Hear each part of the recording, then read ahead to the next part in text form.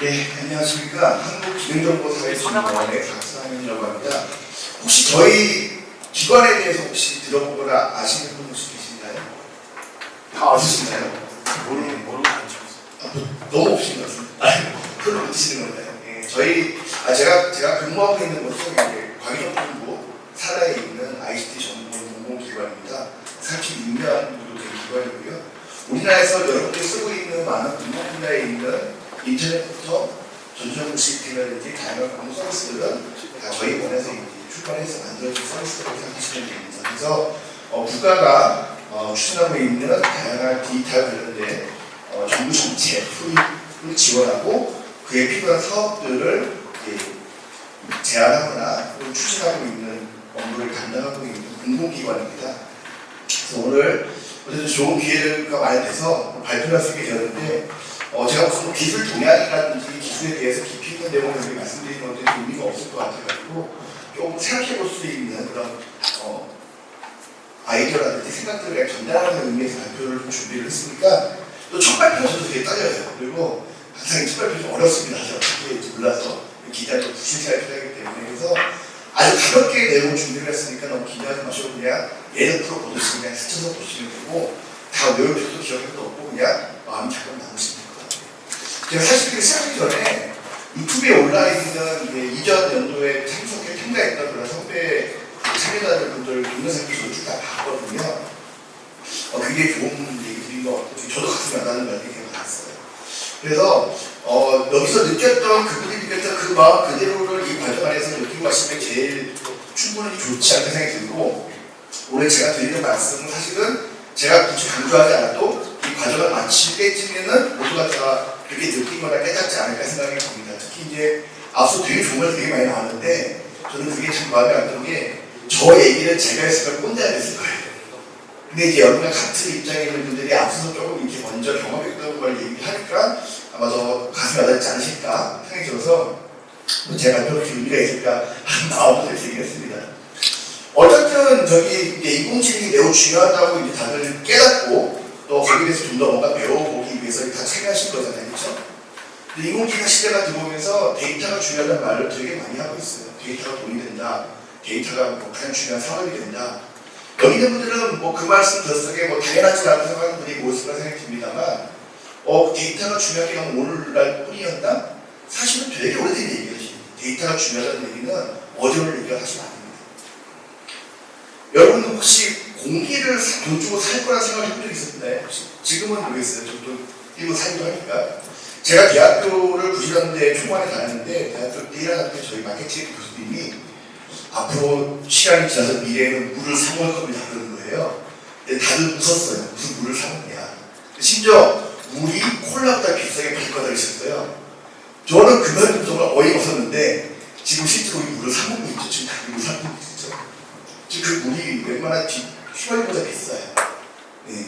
왜냐면 여기 물 한 병에 1,000원씩 팔면은 1리터 휘발유가 1,000원 하잖아요. 그렇죠? 그러면 이거 2,000원이거든요. 1리터에.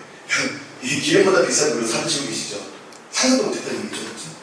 데이터도 마찬가지죠. 예전에 데이터를 돈 주고 살 거라고는 꿈에도 몰랐습니다만 지금은 돈을 주고도 못 사요. 그만큼 데이터가 중요한 시대가 됐는데 이미 저기 가르쳐주네요. 2021년도, 2012년도의 타임즈에 보면은 여러분의 데이터를 팝니다라는 주제로 토픽으로 이렇게 커버 스토리가 나오는 것들을 볼 수가 있는데 이미 데이터가 돈에 대한 얘기들은 이미 10년 넘게 전부터 나왔던 얘기들이라는 거죠. 여기 지금 인공지능을 다 새로 배우시잖아요. 그렇죠? 인공지능을 배워보겠다고 하셨는데 그럼 인공지능은 요즘의 기술이냐? 전혀 그렇지가 않다는 거죠. 이미 인공지능이라는 말도 오래전부터 꾸준히 나왔던 말들이고 새로운 기술이 전혀 아니에요. 여기서는 지금 기억나시는 분 있을지 잘 모르겠습니다. 기억나시죠? 제가 여러분 또래 좀 됐을 적에 인공지능 세대가 처음 나왔어요. 그래서 이제 어머니들이 기뻐하시고 다 저를 콘솔 장만 해놨죠. 그리고 옆에 있는 전화기는 음성으로 전화를 들을 수 있는 것입니다. 우리 집 하면 우리 집 전화번호가 걸리는 거예요. 그래서 나쁜 놈을 상사가 납니다. 그래서 그렇게 했었는데 실제로는 우리 집에도 이 전화번호고 우리 집에도 이 전화가 나왔어요. 그러니까 다시 잘 안 됐어요. 나오긴 나왔습니다만 잘 안 됐습니다. 지금 요즘에 가정에서 콘솔품 중에서 가장 인기 있는 것 중에 뭘 꼽으라면 식대처, 로봇 청소기 이런 것들이 되게 많다고 그래요. 로봇 청소기 처음 나온 게 2000년 초반이에요. 이미 적어도 20년이 넘게 된 제품인 거죠. 뭐 AI라고 영화가 나오거나 기술 개발도 이미 뭐 20년가 됐던 얘기들이고, 실제로 인공지능 용어 자체는 50년이 넘게 된 용어 자체겠죠. 근데 왜 인공지능이 계속 이렇게 화두가 되느냐 하면은, 사실 인공지능이라는 용어 자체가 사실 개념이 굉장히 브로드합니다. 되게 넓고 또 되게 다양하고 계속 발전을 하고 있어요. 사실은 인공지능은 쉽게 말하면 소프트웨어죠. 그렇죠? 소프트웨어가 인간의 생각을 코딩해서 컴퓨터로 구현하는 거라고 한다면, 그 중에서 인간의 지능을 구현하기 위한 기술이 인공지능이라서 굉장히 광범위한 개념이에요. 초창기 인공지능은 저런 광범위한 개념 안에서 이제 발전이 됐겠죠. 그러다가 이제 머신러닝이라는 개념이 나오죠. 일일이 입력해서 가르쳐서 인공지능을 만들어내다 보니 힘들다 보니 기계가 스스로 학습해서 기능을 갖춰 맞추는 주창기라는 개념에서 머신러닝이라는 개념이 나오게 되죠. 그래서 이때는 인공지능의 개념이 머신러닝의 개념이었죠. 그러다 보니 머신러닝이 또 한계가 좀 있었어요. 그래서 인간의 신경만 구조를 그대로 구현할 수 있는 딥러닝 기술이 나오면서 인공신경량, 인공지능이 나오게 된 거죠.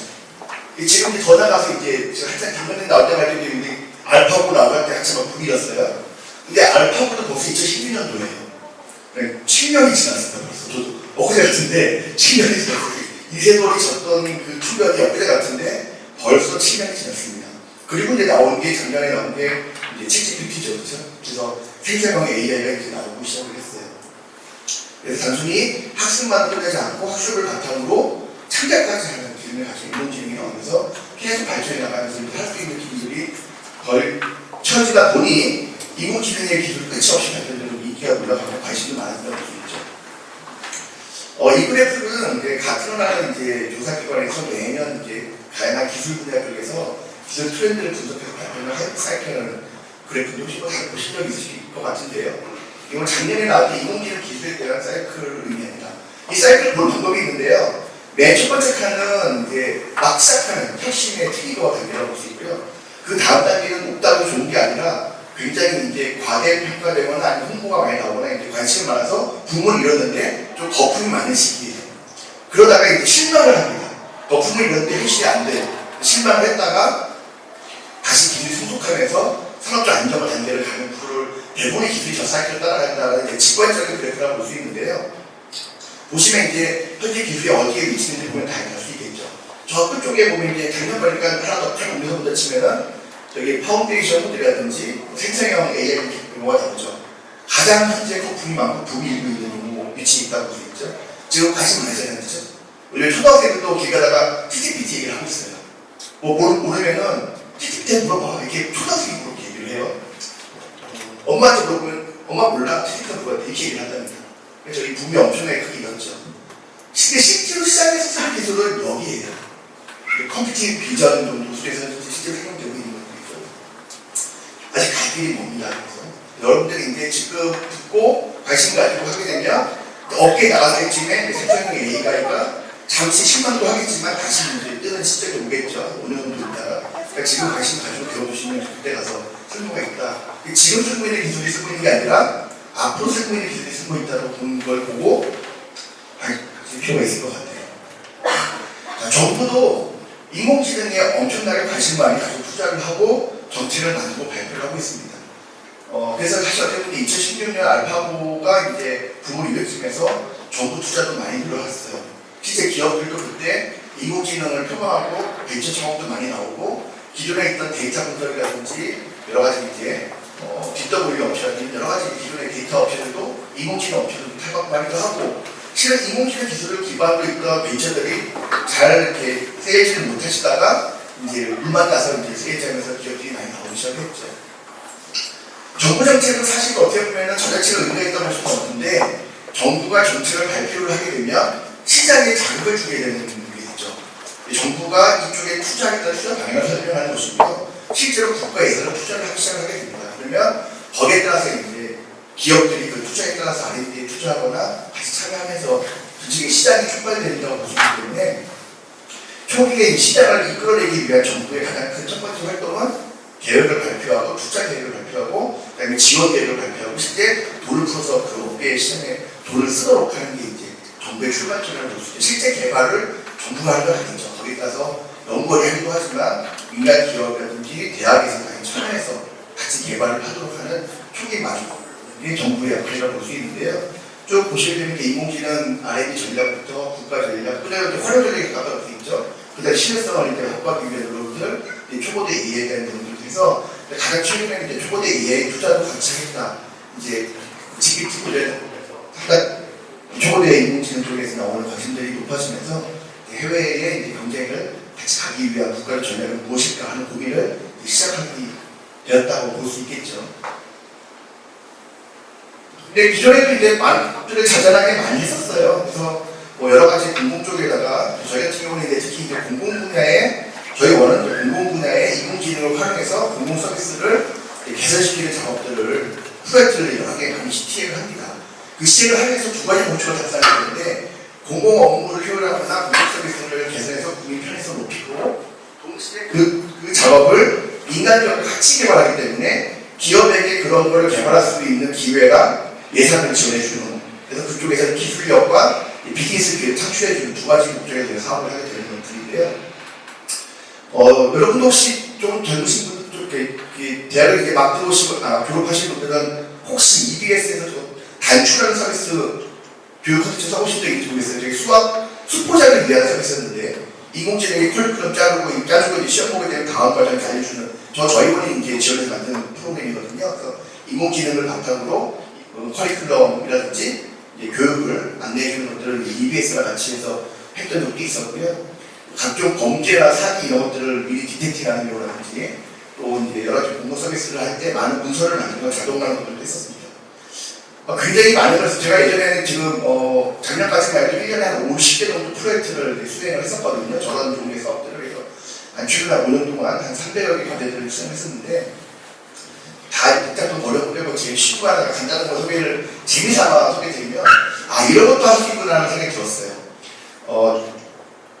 신안군에 가면 뻘이 이게 갯벌이 많죠, 그렇죠? 거기서 낙지를 잡아서 먹는데요. 낙지 좋아하시는 분, 예, 낙지 좋아하시는 낙지 먹기 좋죠, 그렇죠? 근데 이제 쌀이 먹으면 다 백사산인데 국산이 좋아요, 그렇죠? 지금 육수도 좋아하는데 특히 뻘낙지는 손으로 잡거든요. 그게 비쌉니다. 도매가가 10,000원쯤 해요. 그래서 뻘낙지 잡으시는 60대 할아버지가 계신데 연봉이 1억이세요. 예, 하루 한 달만 일하시는데 1억씩 버세요. 그냥 한 번 넣고 빼면 10,000원이에요. 근데 이제 그분은 워낙 배웠던 노하우가 몸에 배어있으니까 했는데 두 가지 문제가 생기는 겁니다. 낙지는 뻘속에 있잖아요, 그렇죠? 그러니까 어디에 낙지가 많은지 자원을 알아야지만 그쪽에서 잡아서 손을 넣어보겠죠, 그렇죠? 두 번째로는 낙지가 자원이 없으면 낙지 자원을 보호해야 되기 때문에 금어기를 잡아야 돼요. 근데 어느 지역 잡냐를 정체를 하려면 알 수가 없어요. 어디 낙지가 많은지 모르니까. 그래서 낙지 자원량을 이제 파악을 하면 좋은데 실제 눈에 보이지는 않게 찾을 수가 없는 거예요. 또 알아도 사람이 일일이 낙지마다 찾을 수 없잖아요, 그렇죠? 그래서 고민하다가 이런 고민을 하게 됩니다. 낙지가 숨구멍이 나오는데요. 그 뻘의 숨구멍을 보면은 낙지구멍이나 조개구멍이나 개구멍이 다른 거예요. 근데 그 사진을 다 찍고 그 낙지 잡는 어르신들한테 어디 낙지구멍인지를 다 라벨링을 달아서 학습을 시켜서 드론에 탑재해서 스캔을 쫙 했더니 분포가 나오는 거예요. 낙지 생태계 분포가 나오는 거예요. 그래서 낙지 자원량이 파악이 되는 거죠. 저 정보를 가지고 낙지를 잡을 때도 도움도 주고 낙지가 자원이 줄면은 보호하기 위해서 거기 낙지 금지를 시키기도 하고 때로 낙지가 저희 낙지 안을 힘을 뿌려야 돼요. 주의적으로 뿌려서 이제 자원을 보호할 때 어디에 뿌려 효과가 좋을지 이런 것들을 하는데 그것들 주민들하고서 데이터를 가지고 하기 때문에 문제 없이 할 수 있게 되는 일이 생기는 거죠. 그래서 저 기술은 우리가 베트남에서 수입해 먹자는 거죠. 베트남에도 판매를 할 수가 있게 되는 거겠죠. 저런 사업들은 이제 재미있게 해본 적이 있습니다. 그래서 저기 신안군 저 끝바닥에 있는 농어촌까지도 AI가 도움을 줄 수 있다 라는 걸 배웠습니다. 어쨌든 여기에 있는 분들은 제가 봤을 때는 누구보다도 사실은 앞서서 지금 문제를 고민하고 인생을 개척해 나가신 분이라는 생각이 들어요. 저는 이번 달 초에 나온 보고서인데요. 저도 다 못 읽어봤어요. 앞에 개요랑 중요한 키워드만 다시 봤습니다. 그래서 솔직히 한 200페이지 되기 때문에 영어로 다시 못 봤습니다만 인공지능 시대에 어떻게 일자리가 세계적으로 변할 것인가를 조사를 한 보고서예요. 우리나라도 거의 비슷한 상황들이고 우리나라를 포함한 조사라고 합니다. 그래서 앞으로 전 세계적으로 2만 개의 새로 인재가 생기지만 8,300만 개는 없어진다고 합니다. 그러니까 지금 있는 상태에서 없어지는 것들은 생기는 것들. 특히 모든 기술이 그래요. 기술이 새로 들어오면 그 기술로 인해서 없어지는 직업이 생기고 새로 생기는 직업이 생깁니다. 어떤 분들은 인공지능이 발전을 하면 내 일자리가 없어지는 거 아닐까? 라고 걱정하지만 절대 없어지지 않습니다. 내 일자리는 없어지지만 인공지능을 활용하는 분들에게 일자리가 생길 수 있겠죠. 그래서 인공지능을 사용하는 사람에게 일자리가 생기고 인공지능을 사용할 줄 모르는 분에게는 일자리가 없어지는 세상이 된다는 걸 봐야 되겠죠. 자, 그래서 업무를 또 분석해 보니 전 세계에서 하고 있는 실제 하는 업무 중에서 현재는 약 한 전체 업무를 별로 봤을 때 34% 정도의 업무가 자동화되어 있어서 나머지를 이제 사람이 직접 하고 있다는 거죠. 그런데 이게 2027년이 되면은 43%까지 올라간다고 해요. 결국 거의 절반 이상의 업무가 자동화되니까 그 자동화되는 부분만큼은 사람이 할 필요가 없는 업무가 되겠죠. 그렇죠? 그만큼 일이 줄 수밖에 없다는 거예요. 그럼에도 불구하고 빅데이터나 AI 쪽에서의 관련된 일자리 창출은 긍정이냐 부정이냐를 물어봤더니 이제 빅데이터는 65%가 긍정적으로 49%는 긍정적으로 AI는 저는 AI가 나쁘다는 뜻이 아니에요.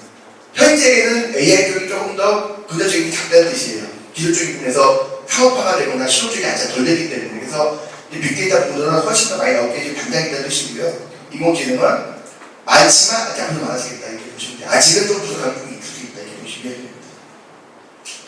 그러면 이제 인공지능과 머신러닝이 가장 빠르게 성장하는 직업이라고 이제 보고를 하고 있고요. 그래서 가장 빠르게 성장하고 있는 직업, 바로 그 위에 AI 나오죠. 그렇죠? 저기 10개의 가장 빠르게 성장하고 있는 직업 중에 거의 7개가 AI에 관련된, 디지털 관련된 업무라고 보시면 됩니다. 그거에 대비해서 가장 빠르게 사라지는 직업들이 나오고 있는 거라고 보시면 돼요. 그래서 10가지 스킬을 주면 어떤 게 있을까? 이거는 기술적인 것도 있습니다만 결국에 분석적인 역량들이 필요하고 창의적인 역량들이 필요하고 민첩하고 신속한 역량이 필요하다. 사실 저는 지금 내가 배워야 될 게 가장 중요한 게 배워야 될 게 무엇일까라고 물으면은 배우는 법을 배우는 게 가장 중요합니다라고 말하고 싶어요. 여러분이 지금 알고 있는 거는 아무 쓸모가 없을 수가 있어요. 실제로 지금 쓸모가 있어도 5년 뒤에는 쓸모가 없을 수 있어요. 제가 박사를 받고 연구원에 입사를 했는데 6개월 만에 제가 박사 받은 연구는 아무짝에 쓸모가 없었습니다. 그래서 다 버리고 다시 공부했거든요. 지금도 결국 매년 다시 공부를 하고 있습니다. 다시 공부를 안 하면 다음에는 공부할 준비할 수가 없어요. 그러니까 새로운 걸 배우는 역량을 배우는 게 제일 중요한. 어찌 보면 계속 프로젝트를 하고 활동을 하시고 실제 과학을 수행해보는 것들은 책에서 배우는 것과 달리 문제를 풀어보는 경험이기 때문에 결국 문제를 부딪히고 문제를 배우는 법을 배우는 걸 배우시는 거거든요. 어렵지 말죠. 그래서 그래서 배우는 법을 배우는 게 제일 중요하다 이렇게 이해하시면 될 것 같아요. 이거는 앞서서 저희가 이렇게 19년도에 저희 원에서 비슷한 연구를 이미 한 적이 있었어요. 국내에도 여러 번 물어봤는데 많은 국민들, 많은 전문가들이 IT로 일자리가 없어지는 게 분명히 존재한다. 위기가 있다. 근데 그거는 현재 전대 세대를 두고 의미하는 겁니다. 현재 저 같은 사람들이 그냥 가만히 있으면 일자리 위협 온다는 뜻이지 여러분 생각하는 건 아니에요.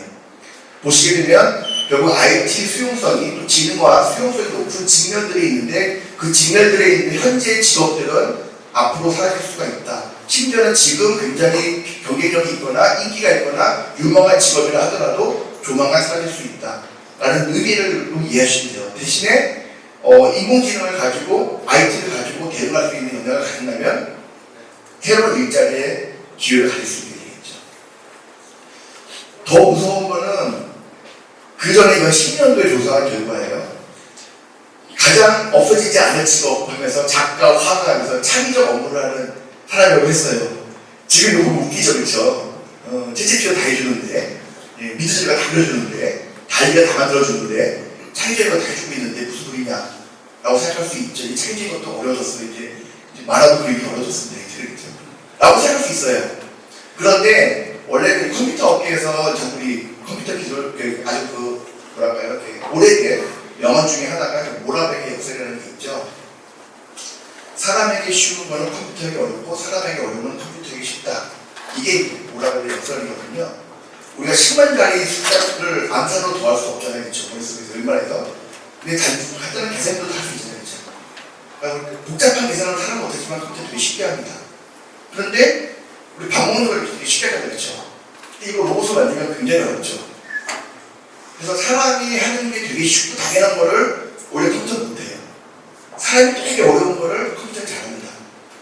그럼 어떻게 보면요, 알파고가 사람을 이기는 거는요, 대단한 거기도 하지만 당연한 거예요. 여기 바둑을 이승을만큼 두수는 사람 몇 명 있어요? 이승만밖에 없죠. 저 못 배워보고 못 배우겠어요. 어려워서. 근데 컴퓨터 금방 배우잖아요, 그렇죠? 저한테 어려운 건 알파고한테 쉬웠다고 해요. 틱틱도 마찬가지입니다. 사실은 대단하기도 하지만 아직은 사람이 잘하는 걸 잘하는 건 아니에요. 자, 자율주행 우리 오신 프로그램에서 자율주행 오셨던 걸 알고 있는데 자율주행 아이도 갈 길이 멀죠, 그렇죠? 근데 지금 여기 있는 분 중에 운전면허증 있으신 분? 예, 따기 어려웠나요? 쉬웠죠. 예, 사람이라면은 일주일 만에 딸 수 있는 게 운전면허인데 자율주행을 시키려면 일주일에 7일을 넘었습니다, 그렇죠? 예, 그래서 인공지능에 우리가 모든 것을 다 의존한다는 의미라기보다는 사람이 어떻게 쓸 것인가를 고민하는 게 되게 중요하다. 거예요. 시간이 게 많지 않은데 장표를 마지막으로 가면 이 장표를 보고 혹시 무슨 뜻인지 이해가 바로 가시는 분. 어떤 의도로 만든 장표다. 자, 우리 GPT 그러는데요. GPT가 뭐의 약자죠? 제너레이티브 프리러닝 트랜스포머죠. 그렇죠? 트랜스포머라는 알고리즘을 가지고 만든 인공지능이에요. 기존의 CNN이나 RNN보다 이제 좀더 요즘에 이제 트랜스포머 모델이 훨씬 더 많이 치용되고 있죠. 그래서 평소에 예를 들어 트랜스포머라고 하면 트랜스포머예요. 그렇죠? GPT가 트랜스포머가 아니고 그 T가 터미네이터가 되면 안 되겠죠. 그렇죠? 그래서 인간에게 유익한 트랜스포머가 되느냐, 인간을 유혹하는 터미네이터가 되느냐, GPT의 미래는 사실 인간의 결정력이 달라졌다. 볼수 있어서 AI는 인류의 미래를 만들지만 AI 미래는 인간이 만든다라는 걸로 발표를 마치도록 하겠습니다. 감사합니다.